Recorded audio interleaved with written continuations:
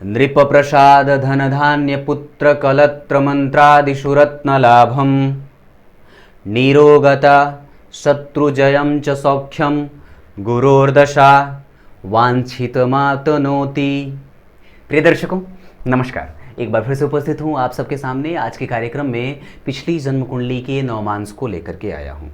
पिछली जन्म कुंडली से संबंधित सवाल और उन्होंने कुछ सवाल भेजे हैं, तो आइए सबसे पहले आपको उनकी कुंडली में ग्रहों की स्थितियों को बता देता हूं, कौन से ग्रह किस राशि में बैठे थे। तो आइए कार्यक्रम को अंतिम हिस्से तक देखिएगा और ये कभी न सोचिएगा कि जन्म कुंडली ही सिर्फ महत्वपूर्ण होती है, नवमांस नहीं। ऐसा सोचने से गलत हो जाएगा और फिर आपके द्वारा या फिर आपकी कुंडली का 100% सब फलादेश नहीं हो पाएगा।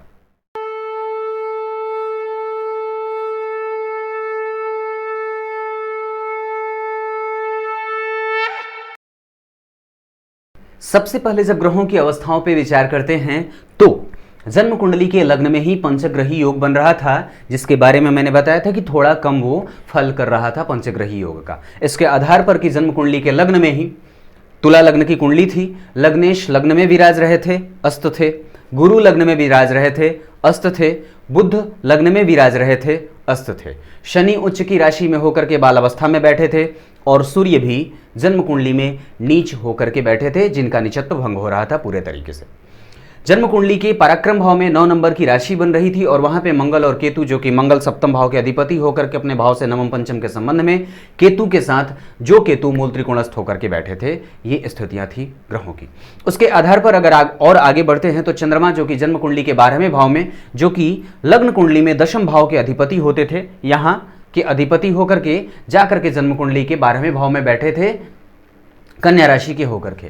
चलित कुंडली में शनि और चंद्रमा का एक साथ फल देते देखा जा रहा था। मैंने जो ऊपर श्लोक बोला है प्रिय दर्शकों, वो जन्म कुंडली में अगर किसी भी जातक के ऊपर से गुरु की महादशा चल रही होती है तो उसका फल था। यानी कि जातक की कुंडली में अगर गुरु की स्थिति थोड़ी अच्छी है या फिर वो अच्छे भावों के अधिपति बन रहे हैं, यहाँ इनकी कुंडली में वो रोग भाव के अधिपति बन रहे हैं जन्म कुंडली में, और तृतीय भाव के, तो इन दोनों भावों के अधिपति होकर के जाकर के अति शत्रु की राशि में बैठे हैं, फिर भी वो लग्न में बैठे हैं, इस वजह से थोड़ा सा अच्छा फल करेंगे। अभी समय थोड़ा अच्छा नहीं चल रहा है, बहुत अच्छा नहीं।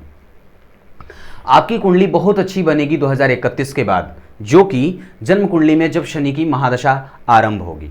अभी भी समय शुभ ग्रह की महादशा चल रही है, लेकिन रोगेश की महादशा प्रायः कई बार प्रतियोगिता कराती है।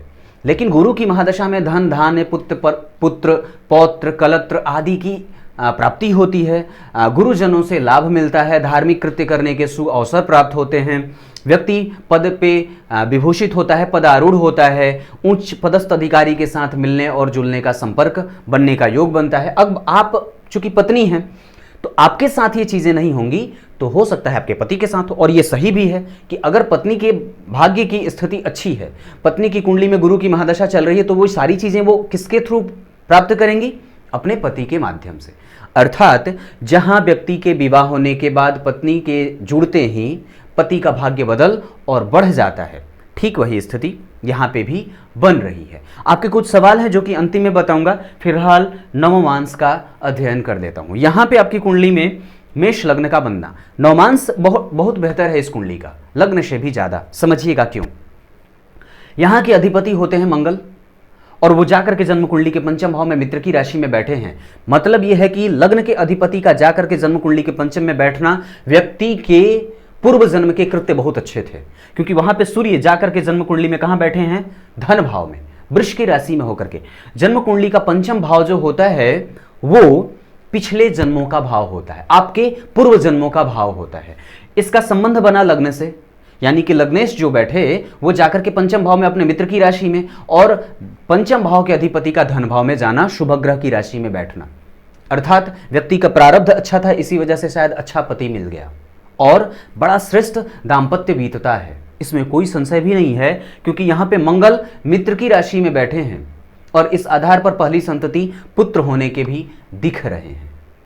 आगे बढ़ने पे कि ये पंचम भाव जो होता है वो पति पत्नी के साथ प्रेम संबंधों के जवान होने का भाव होता है। बेहतर है आप इस डर में कभी न रहिएगा कि आपका दाम्पत्य खराब या कमजोर होगा, कभी बिल्कुल नहीं, ऐसा कहीं से भी नहीं दिखता है। बताता हूं इसका दूसरा कारण क्या है। क्योंकि जन्म कुंडली के लग्न में ही दो दो शुभ ग्रह बैठे हैं, बुध और चंद्रमा, और ये दोनों बैठ करके जन्म कुंडली के, ये नौमांश जो होता है ना श्रीमान, ये जीवन साथी का भाव होता है और ये बहुत सूक्ष्म अध्ययन कराता है आपके जीवन साथी के बारे में।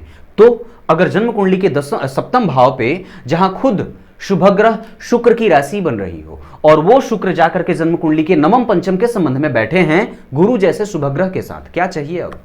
पंचम भाव का अधिपति जाकर के बुध के राशि में बैठा, बुध के साथ तात्कालिक मित्रता में बैठा, गुरु जैसे शुभ ग्रह के साथ बैठे हैं, प्रेम संबंधों के भाव में वहां पे मंगल मित्र की राशि में बैठ करके वहां का अधिपति धन भाव में बैठा, विवाह होने के बाद धन की स्थिति का मजबूत होना और दो दो शुभ ग्रहों का जन्म कुंडली के सप्तम भाव को देखना बड़ा श्रेष्ठ, मतलब मजबूत है। ये कहीं से भी कमजोर होने की कोई गुंजाइश ही नहीं है। आगे बढ़ते हैं तो जन्म कुंडली के द्वितीय भाव में सूर्य जब वृषभ राशि के होकर के बैठेंगे, ये भूमि तत्व की राशि है, तो धन को गाड़ देंगे, धन को रोक देंगे। व्यक्ति धन खर्च करेगा लेकिन बहुत सोच समझ करके और इकट्ठा करना चाहेगा, क्योंकि बुध जो है वो व्यक्ति को कृपण बनाएगा, खर्चीला बनाएगा। हर एक खर्चीला नहीं, थोड़ा कृपण बनाएगा, क्योंकि बुध और चंद्रमा जब लग्न में बैठ जाते हैं तो व्यक्ति को मलिन स्वभाव का बना देते हैं। मलिन कहने का मतलब है कि हर एक चीज को अच्छे से देखना, क्योंकि चंद्रमा भी कहीं ना कहीं व्यवसायिक ग्रह होते हैं और बुध तो व्यवसायिक होते ही हैं। तात्पर्य ये कि व्यक्ति के जन्म कुंडली में द्वितीय भाव में सूर्य के बैठने से कभी कभी उग्र वाणी का इस्तेमाल करने वाला होगा, लेकिन जन्म कुंडली के लग्न में जब दो दो शुभ ग्रहों का प्रभाव होगा तो व्यक्ति धीरे धीरे और दिमाग लगा करके धन का खर्च करेगा और बिल्कुल साफ, स्पष्टवादी, स्पष्ट वक्ता, साफ मानसिकता का, अच्छे सदाचरण करने वाला और अपने गुरुजनों का लाभ लेने वाला होता है, अपने बड़ों का आशीर्वाद प्राप्त करने की इच्छा रखने वाला होता है। ये स्थितियां गुरु और शुक्र जब जन्म कुंडली के पराक्रम भाव में बैठेंगे, पराक्रमेश बुध लग्न में बैठ रहे हैं और ये आपकी कुंडली के लिए इनकी दूसरी जो राशि है वो जन्म कुंडली के ऋण भाव में बनेगी, तो यहाँ के और यहाँ के अधिपति होकर के जाकर के जन्म कुंडली के लग्न में चंद्रमा जैसे शुभ ग्रह के साथ मंगल वहां के अधिपति होकर के पंचम भाव में बैठे हैं और यहाँ पे दो दो शुभ ग्रह पराक्रम भाव में। यहाँ एक बात बताता हूं, आपकी कुंडली में छोटे भाई बहन या फिर बड़े भाई बहन सबके साथ संबंध अच्छा ही रहने वाला है, इसमें किसी भी तरह की कोई गलती नहीं देखी जा रही है, क्योंकि नौमांस में ये स्थितियां अच्छी बन रही हैं। हालांकि ये भाव जो है वो पति और पत्नी का, ये चार्ट जो है वो पति और पत्नी का होता है और पति और पत्नी के भाव में जब हम उस चार्ट का अध्ययन कर रहे हैं और यहाँ पे उसके छोटे भाई बहनों का विचार करते हैं तो यहाँ पे दो दो शुभ ग्रह, हालांकि गुरु ये चाहते हैं और ये सोचते हैं कि मेरी स्थिति कभी भी शुक्र के साथ ना बने, लेकिन फिर भी यहाँ पे ये अच्छा ही फल करेंगे, क्योंकि उनकी जो राशि बन रही है वो जन्म कुंडली के भाग्य भाव में बन रही है और यहाँ वो भाग्य को देखने का काम कर रहे हैं। तो गुरु अगर कहीं से भी बैठ करके जन्म कुंडली के भाग्य भाव को देखेंगे, मूल त्रिकोण राशि जन्म कुंडली के भाग्य भाव में बन रही है, गुरु की मूल त्रिकोण राशि जब यहाँ बनेगी तो व्यक्ति को भाग्यवादी बनाएगी, कर्मवादी भी बनाएगी, लेकिन व्यक्ति अपने पराक्रम पे लाभ और पराक्रम से लाभ लेने वाला, इकट्ठा करने वाला हो जाएगा। एक साथ जीवन में कई बार व्यक्ति धार्मिक कृत्य करने वाला, उच्च शिक्षा को प्राप्त करने वाला, बेहतरीन और संजीदगी से जीवन जीने वाला हो जाता है। ये सारी चीजें आपके दाम्पत्य के बाद की मैं बता रहा हूं, दाम्पत्य के पहले की नहीं, विवाह होने के उपरांत की बात बता रहा हूं। जन्म कुंडली में राहु और केतु की स्थितियां अच्छी हैं, हालांकि यहाँ पे केतु जो बैठे हैं आपकी कुंडली में, लग्न कुंडली में मूल त्रिकोणस्थ होकर के बैठे थे और यहाँ पे भी ये चौथे दसवें के संबंध में जा रहे हैं, यानी कि एक दूसरे से बिल्कुल केंद्र में है। केंद्र में होने का मतलब है कि सप्त सप्तम के सिद्धांत के अंतर्गत मैंने बताई थी ये बात कि जन्म कुंडली में राहु और केतु की स्थितियां अगर चौथे और दसवें भाव का बन जाए तो ये बड़ा सटीक होता है कैरियर को लेकर के और सुख और समृद्धि को लेकर के। आपकी कुंडली की स्थिति कुछ ऐसी है कि व्यक्ति तीव्र मानसिकता का, राजनीति करने वाला और कभी भी हताश और उत्साहहीन नहीं होने वाला होता है। राहु और केतु यहाँ पे आपको मजबूती और भयंकर मजबूत बनाने वाले, मजबूत मानसिकता का इंसान बनाने वाले हो जाएंगे। यहाँ पे केतु है तो कभी कभी माता के स्वास्थ्य और आपके स्वास्थ्य में भी और कभी कभी सुख में सेंध लगाएंगे। ये केतु मानसिक परेशानी को कभी कभी देने वाले भी होंगे अगर वो अंतर प्रत्यंतर में कुछ अच्छे ग्रहों के साथ संयुक्त न हुए तो, ये बात याद रखिएगा। जन्म कुंडली के पंचम भाव की चर्चा मैंने करी, अब वहां पे तो जन्म कुंडली के अष्टम भाव पे शनि बैठे हैं 8 नंबर की राशि में और वहां पे अगर देखता हूं तो मंगल की 1 2 3 4 मंगल की चौथी दृष्टि शनि पे पड़ रही है।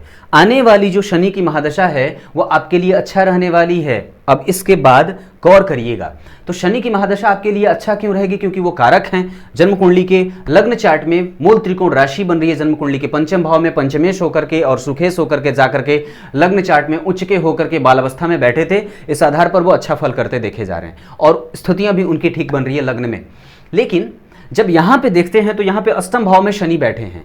ये आपको जल से संबंधित बीमारियों को देने वाले और कभी कभी जल तत्व से संबंधित बीमारी देने वाले बनेंगे। इस वजह से कि जब जन्म कुंडली के अष्टम भाव में वृश्चिक का राशि का निर्माण होता हो और वो शनि वहीं बैठे हों तो ये कभी कभी रोग देने वाले हो जाते हैं। व्यक्ति का बुढ़ापा, तो आयु तो लंबी है, इसमें कोई संशय नहीं है, लेकिन जब यहां पे मंगल जैसे ग्रह की दृष्टि पड़ेगी और शनि और मंगल का जब दृष्टि संबंध बनेगा तो मंगल तो अच्छा करेंगे लेकिन फिर भी ये खतरनाक भी होगा। इस वजह से अष्टम भाव में जब शनि और मंगल का योग बने तो व्यक्ति को अपने स्वास्थ्य का रेगुलर जांच कराते रहना चाहिए, विशेषतः रक्त से संबंधित विचारों का। और व्यक्ति को कभी भी गहरे पानी में जाने से डरना चाहिए, आग वगैरह की समस्याओं से बचना चाहिए। आग से संबंधित प्रायः जलने कटने की स्थितियां बनती हैं, ये स्थिति भी देखने को बनती है। शनि मंगल का अष्टम में संयोग अच्छा नहीं माना जाता है, ये थोड़ा परेशान करने वाला भी हो सकता है। आयु लंबी है, आपने पूछा है, वो ठीक है। उसके बाद ये स्थितियां आपकी जन्म कुंडली में नवमांश में है। और थोड़ी सी चर्चा कर देता हूं। तो जन्म कुंडली के दशम भाव में यहां पे शनि की राशि बनी, दशमेश का जाकर के जन्म कुंडली के अष्टम भाव में शत्रु ग्रही होना। इस वजह से व्यक्ति चाहता कुछ और है और हो जाता कुछ और है। आपने पूछा है व्यवसाय, मंगल षड्बल में बली हैं, दशमांश में भी उनकी स्थिति अच्छी बन रही है। अगर मंगल और शुक्र से संबंधित कोई भी व्यवसाय करना चाहते हैं तो कर सकते हैं। जमीन से संबंधित, बिजली से संबंधित, खेल से संबंधित और प्रसाधन, सौंदर्य प्रसाधन से संबंधित अगर कोई भी काम करना चाहते हैं तो कर सकते हैं। आपकी कुंडली के आधार पर जो बात बनती है, कर्क राशि से संबंधित अगर अपने व्यवसायिक प्रतिष्ठान का नाम अगर रखेंगे तो लाभ ज्यादा होगा। आपकी कुंडली के चलित कुंडली में शनि और चंद्रमा एक साथ बैठ रहे हैं, इस वजह से मन भी परेशान रहेगा। महीने का एक आखिरी वक्त, एक आखिरी सप्ताह बड़ा बुरा बीतता है। इस वजह से शिव जी की पूजा बनती है, दुर्गा जी के नित्य प्रतिदिन दर्शन या दुर्गा जी का नित्य प्रतिदिन आराधना बनता है। अब आपके कुछ छोटे से सवाल थे वो बता देता हूं।